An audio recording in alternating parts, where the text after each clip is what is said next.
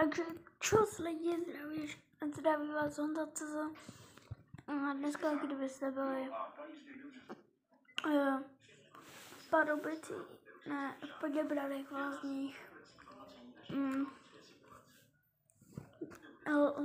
doktora L. Filipa, tak byli byste na pokoji 201, tak vám ukážu něco.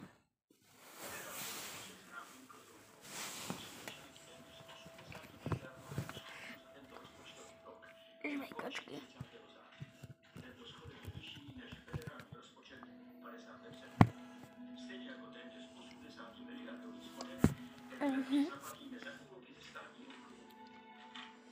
A teď, kdyby někdo chtěl, tak vám řeknu, ty mají tady to,